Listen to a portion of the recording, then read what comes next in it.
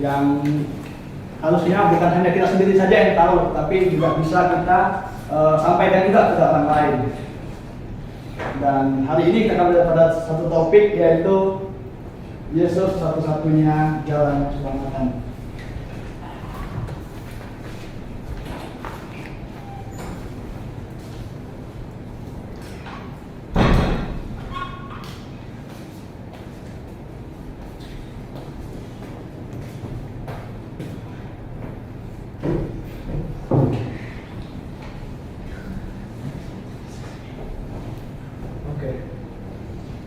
Yesus satu-satunya jalan keselamatan.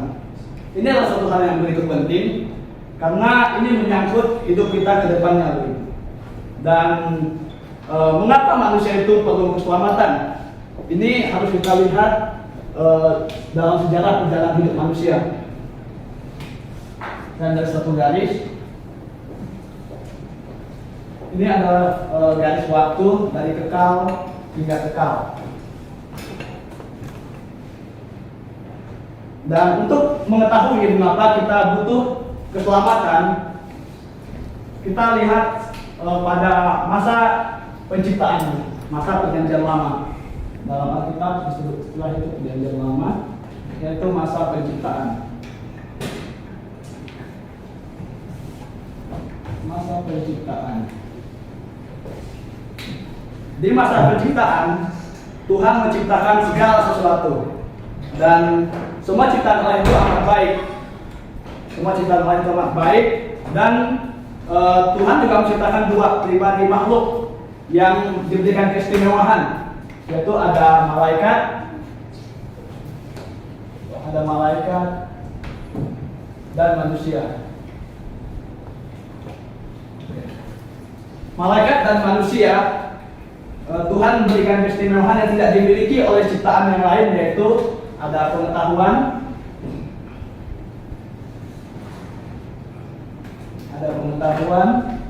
perasaan, dan kehendak. Ini adalah sesuatu yang Tuhan berikan kepada manusia, pengetahuan. Manusia diberikan pengetahuan supaya manusia itu bisa berpikir. Dan malaikat juga diberikan pengetahuan karena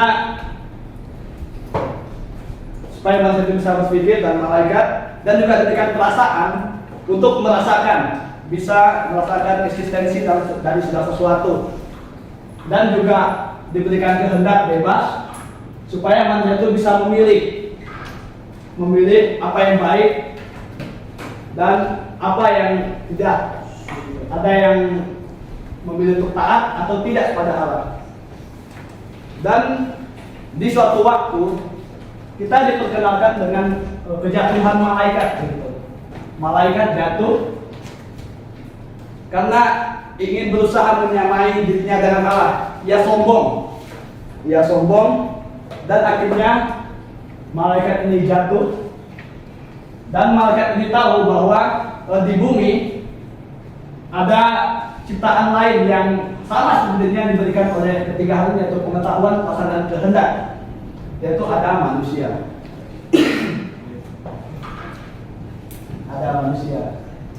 Ya. Pada waktu itu malaikat kemudian berusaha untuk menghasut manusia, yang pada saat itu untuk membedakan antara malaikat dan manusia, dan malaikat yang taat dengan yang tidak taat, itu diberi sebutan yaitu iblis, yang artinya pendusta, dan atau setan. Gitu. Dan di masa ini iblis berusaha untuk menghasut manusia karena sebelumnya Tuhan berikan perintah kepada manusia satu benarnya, itu ada satu pohon pengetahuan yang baik dan yang jahat yang tidak boleh dimakan ataupun diraba oleh manusia. Dan karena dihasil oleh iblis dan manusia lebih percaya pada iblis, akhirnya manusia jatuh ke dalam dosa.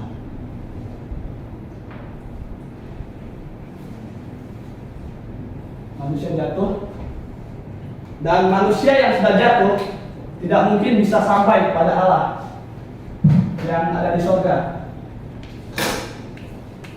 Manusia tidak bisa ke surga karena surga adalah tempat yang maha kudus. Maha kudus, dan untuk sampai ke tempat yang maha kudus seharusnya manusia yang di sini di masa penciptaan, di waktu di Taman Eden itu masih kudus, tetapi karena dosa, karena kejatuhan mereka, akhirnya manusia menjadi tidak kudus lagi, dan akhirnya mereka tidak akan bisa sampai ke surga. Mereka tidak akan bisa sampai ke surga karena surga tempat yang maha kudus, dan untuk sampai ke surga manusia harus kudus. Manusia harus kudus, tidak ada dosa. Dan manusia harus kudus dan tidak ada dosa.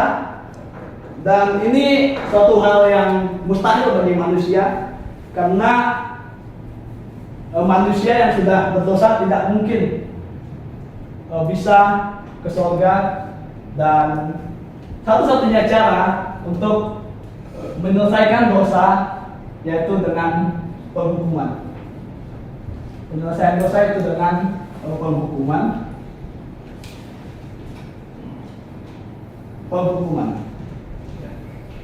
Ini adalah satu-satunya cara supaya dosa itu bisa diselesaikan. Dan kita lihat, dan jika kita ingat bahwa kita yang masih hidup di dunia, kita tahu bahwa setiap kesalahan, setiap pelanggaran manusia itu harus menerima hukuman. Tidak ada satupun manusia yang ketika dia melanggar sesuatu, melanggar hukum misalnya, ada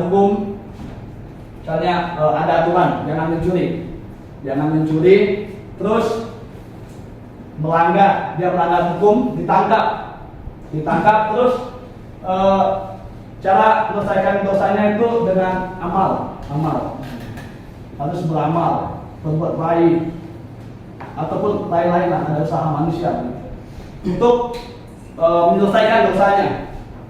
Tentu ini adalah hal yang ambigu begitu, sesuatu yang tidak bisa kita jelaskan, karena ini tidak mungkin dosa itu dapat diselesaikan, pelanggaran dapat diselesaikan dengan perbuatan.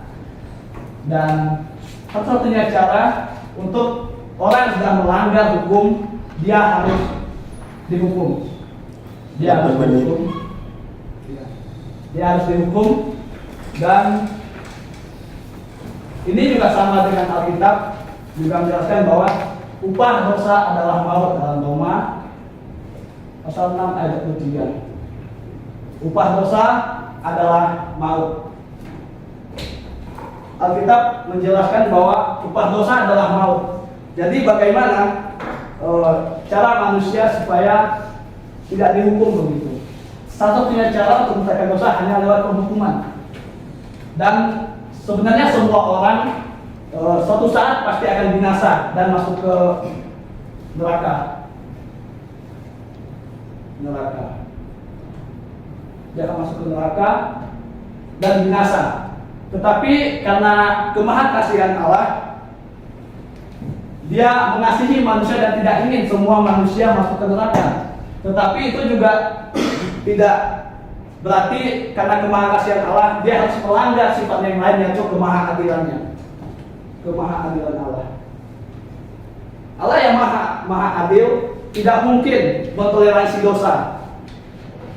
Dan satu-satunya cara Allah berikan suatu janji untuk menggantikan posisi manusia yang dihukumkan.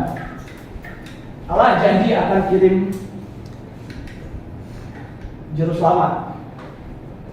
Allah janji kirim juru selamat. Dan inilah janji keselamatan yang pertama kali dikumandangkan Allah di dalam kitab Kejadian pasal yang ketiga ayat yang ke-15, yaitu juru selamat dari keturunan perempuan. Juru selamat dari keturunan perempuan. Dan ini adalah satu janji yang harus dimengerti oleh orang-orang pada masa itu. Ini adalah janji yang diajarkan terus oleh Adam dan Hawa, oleh Adam khususnya sebagai ayah pada waktu itu untuk mengajarkan kebenaran itu kepada anaknya. Jadi Allah ingin manusia itu mengaku salah dan menyesal, yaitu artinya bertobat dan percaya kepada apa? Percaya kepada janji keselamatan yang akan Allah kirim. Janji keselamatan ini, Allah akan janji kirim juru selamat. Jadi untuk manusia bisa terus mengingat janji itu, Allah kemudian membuat satu ibadah simbolik lewat mesbah. Ada tumpukan batu yang dijadikan mesbah begitu. Di sini disebut domba. Saya nggak ada gambar ya, jadi agak berantakan begitu. Ya. Domba ini akan menyimbolkan kedatangan sang juru selamat. Dan juru selamat disimbolkan lewat domba ini yang hanya sebagai simbol begitu. Ibadah simbolik sederhana untuk menggambarkan juru selamat kelak. Dan ini dapat kita lihat kembali bahwa ini adalah suatu garis janji begitu, yang kenapa tidak begini? Karena jika begini berarti adanya progresif Allah begitu. Ada progresif Allah ketika jadi keselamatan yang disimbolkan oleh yang dia sampaikan. Ada progresif Allah lewat ada domba. Kemudian pada waktu Israel di kitab Keluaran kita lihat dalam kitab Keluaran bagaimana Israel akan keluar dari tanah Mesir. Tuhan kemudian memberikan satu tulah yang hebat yang kita tahu sekarang. Ada 9 tulah, tetapi Firaun masih tidak mau melepaskan bangsa Israel. Dan akhirnya pada tulah yang ke-10 Tuhan berkata pada bangsa Israel, yaitu untuk yang satu tulah yang akan melepaskan mereka dan dari bangsa Israel, yaitu mereka kemudian menyembelih domba dan mencucurkan di dalam ambang pintu mereka ada 13 detik. Ada di atas Menit. ada di kiri dan di kanan. Ini adalah sebuah juru selamat dan kita lihat ini adalah salah satu simbol juru selamat yang senang bentuk salib begitu. Dan kita dalam perjanjian baru pada waktu Yohanes menyerukan keselamatan, dia berkata, dia memperkenalkan Tuhan Yesus.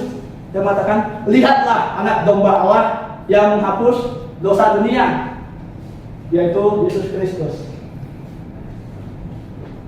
Ini adalah keselamatan yang sudah dijanjikan di perjanjian lama, yaitu lewat Yesus Kristus yang adalah wujud keselamatan tersebut.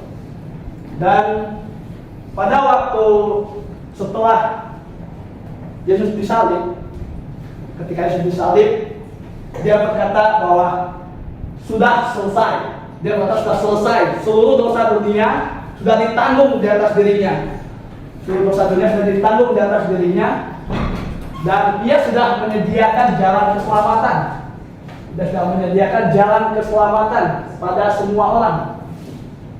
Bukan hanya pada kita saja yang ada di ruangan ini, tetapi juga kepada semua orang. Kepada semua orang. Dan ini adalah berita yang besar. Ini adalah kabar baik Injil, yaitu dosa seluruh dunia itu sudah ditanggung di dalam diri Yesus Kristus. Jadi semua orang di perjanjian lama dia beriman ke depan kepada Yesus Kristus, pada janji juru selamat yang akan datang. Dan orang di perjanjian baru dia beriman ke belakang, yaitu kepada juru selamat yang sudah datang. Dan kita tahu bahwa ini adalah 15. Stop. 15 menit lewat 5 detik. Oke. Ya, nggak apa-apa. Sebenarnya waktunya boros sedikit. Bukan pengajaran, bukan tidak tuh. Saya menjelaskan ya sedikit. Nanti lagi. Tapi waktunya yang 15 menit. Oke. Sudah bagus.